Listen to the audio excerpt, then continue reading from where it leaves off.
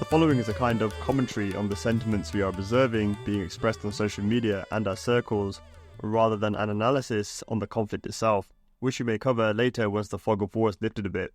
Since misinformation campaigns and propaganda are part and parcel of modern warfare, it becomes difficult to determine hard facts so close to the beginning of a conflict.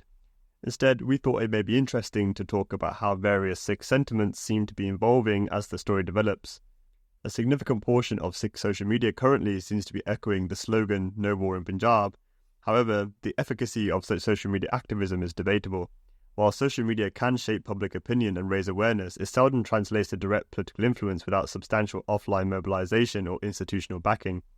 The outcomes of potential conflicts are more likely to be influenced by international diplomatic pressures or economic interests wielded by powerful multinational corporations and lobbying groups.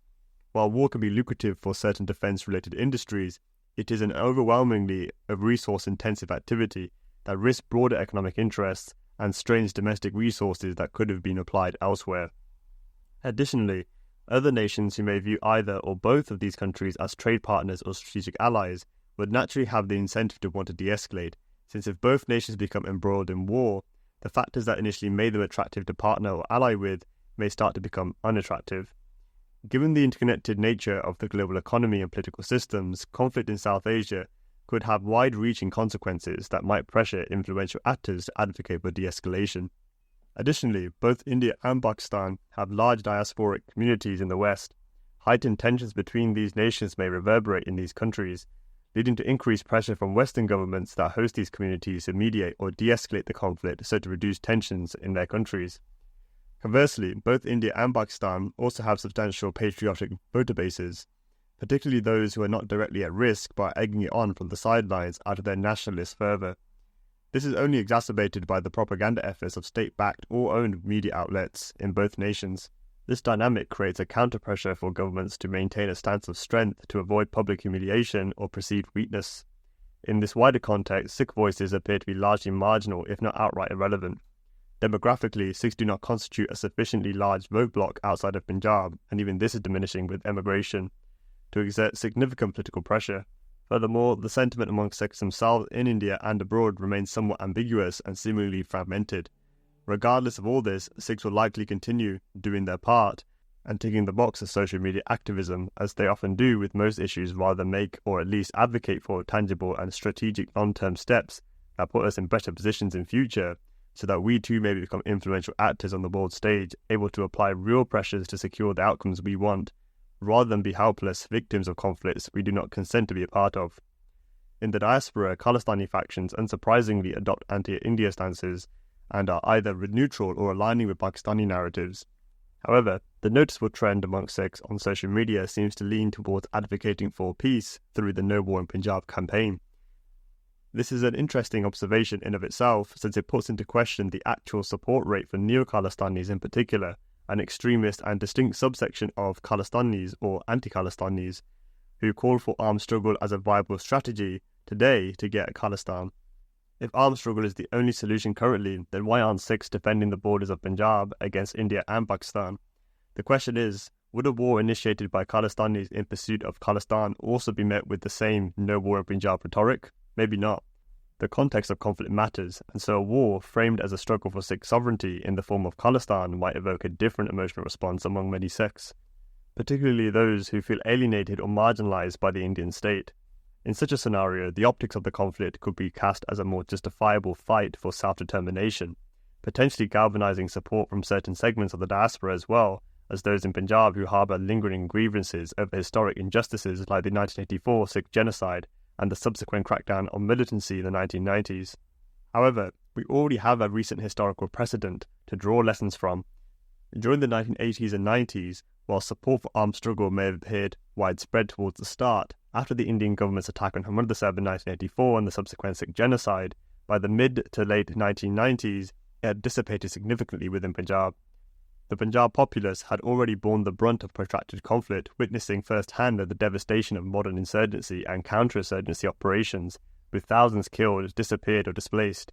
Additionally, despite the ideological fervour of some Khalistani factions, the material reality is clear. There has been no substantial advancement in Sikh military capabilities since the 1990s, nor any cohesive, organised military structure capable of sustaining a viable armed struggle. On the other hand, there are Sikhs based in India who are patriotically supporting India in the conflict, claiming the attack was justified due to the events in Kashmir and that it is Pakistan who should be held responsible for any escalation. This stance illustrates a crucial dichotomy within the Sikh community. While some are driven by the anti-state sentiments rooted in the traumas of 1978-84 and its aftermath, others align with broader nationalist narratives, particularly those shaped by state media and mainstream Indian political discourse. This patriotic cohort often perceives Pakistan as a persistent external threat and may view any resistance against the Indian state as a betrayal rather than a legitimate call for sovereignty. Another intriguing sentiment observed is the confusion regarding why Sikhs of all people, given their martial history, would oppose war. On the surface, it seems paradoxical, considering Sikhs' historic and philosophical engagement with the concept of war. However, the reality is that the nature of war has evolved significantly.